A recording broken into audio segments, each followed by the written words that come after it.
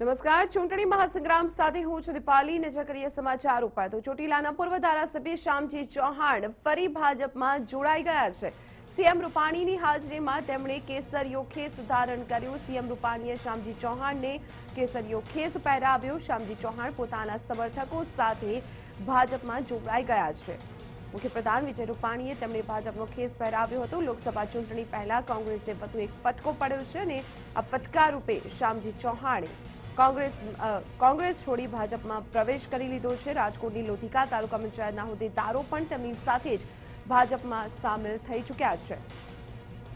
અગત્યના સમાચારો. તાલુકા પંચાયતના પ્રમુખ હરીશચંદ્રસિંહ જાડેજા પણ ભાજપમાં જોડાઈ ગયા. લોધિકા તાલુકા પંચાયતના ઉપપ્રમુખ ઉમેશભાઈ પાંભર પણ ભાજપમાં સામેલ થયા છે. લોકસભાની ચૂંટણી પહેલા કોંગ્રેસ માટે એક મોટો ઝટકો અહીં સામે આવ્યો છે. લોકસભા ચૂંટણી પહેલા એક બાદ એક કોંગ્રેસના નેતાઓ ભાજપમાં જોડાઈ રહ્યા છે, જેમાં રાજકોટની લોધિકા તાલુકા પંચાયતના હોદ્દેદારોનો પણ સમાવેશ થઈ રહ્યો છે. તેઓ પણ ભાજપમાં જોડાઈ ગયા છે. તો ચોટીલાના પૂર્વ ધારાસભ્ય શ્યામજી ચૌહાણ સહિત અનેક કોંગ્રેસના નેતાઓ એક બાદ એક ભાજપમાં.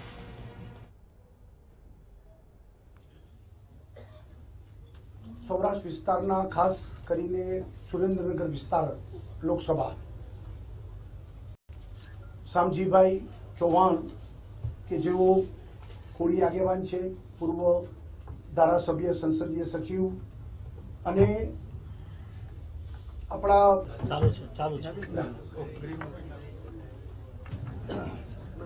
આજે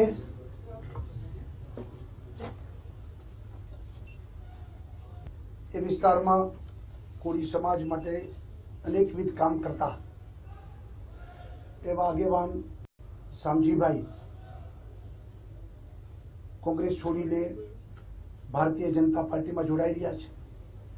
સુરેન્દ્રનગર લોકસભામાં પણ 3 તાલુકા પંચાયત લીમડી, સાયલા અને ચુડા એ કોંગ્રેસની તૂટી છે, બધા ભાજપમાં ભળી ગયા છે. 5 જિલ્લા પંચાયતના સભ્યો હમણાં જ કુંવરજીભાઈની હાજરીમાં ત્યાં 5 જિલ્લા પંચાયતના સભ્યો પણ કોંગ્રેસમાંથી ભાજપમાં આવ્યા અને જિલ્લા પંચાયત ભાજપની બની છે. એટલે સુરેન્દ્રનગર લોકસભામાં પણ કોંગ્રેસ સંપૂર્ણ ધ્વંસ થઈ ગઈ છે, હજી તૂટતી જાય છે.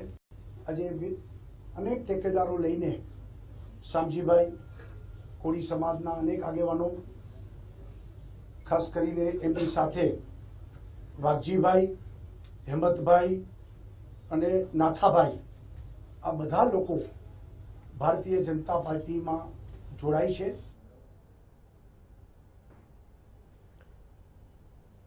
ત્યારે આજ મામલે જોડાઈએ અમારા સંવાદદાતા અનિલ પટેલ સાથે. અનિલ, એક તરફ લોકસભાની ચૂંટણીના ઉમેદવારોનું જે ગૂંચવાયેલું કોકડું છે તેને ઉકેલવામાં કોંગ્રેસ બિઝી છે, ત્યાં બીજી તરફ જોવા જઈએ તો જે નારાજ નેતાઓ, આગેવાનો અને દિગ્ગજ નેતાઓ છે એક બાદ એક ભાજપમાં જોડાઈ રહ્યા છે.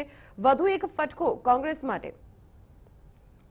તમને એટલું જરૂર કહીશ કે જયારે વિધાનસભા ઇલેક્શન 2017 હતું ત્યારે શ્યામજી ચૌહાણને ચોટીલાથી ટિકિટ અપાયું નહોતું અને એ સમય દરમિયાન તેઓ નારાજ થયા હતા બીજેપીમાંથી અને બીજેપી છોડીને તેઓ કોંગ્રેસમાં જતા રહ્યા હતા અને એમણે દાવો કર્યો હતો કે લગભગ 4-5 વિધાનસભા સીટો જે છે તેના પર તેઓ નુકસાન કરશે, પણ સીધી રીતે એવું કંઈ થયું નથી. અને એ સમય દરમિયાન કુંવરજી બાવળિયા એ બે કોંગ્રેસમાંથી લડ્યા હતા અને પાછળથી તેઓ બીજેપીમાં એને મંત્રી બન્યા અને એ જ તમામ પ્રકારના સાથે 2019ના ઇલેક્શન પહેલા તમામ પ્રકારના જે ડેમેજ કંટ્રોલ અને જે મેક ઓવર કરવાની કામગીરી છે તે અત્યારે થઈ રહી છે.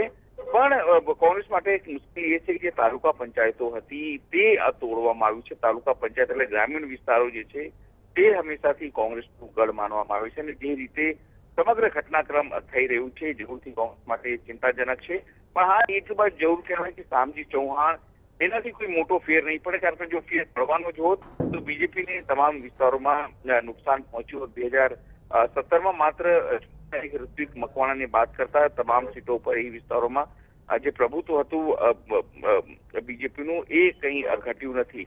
એટલે એવું કહી શકાય છે કે જે રીતે એકલ દોકલ તેઓ આવ્યા અને નિશ્ચિત છે કે તમામ વિસ્તારને જે મુશ્કેલીઓ ઊભી થઈ એ સ્વાભાવિક છે કે એમને ઈચ્છિત ટિકિટ નહીં મળી અને એટલા માટે જ એ તમામ બાબતોને ધ્યાનમાં રાખીને આ નિર્ણય અત્યારે લેવાયો છે, એમનો નિર્ણય છે એટલા માટે.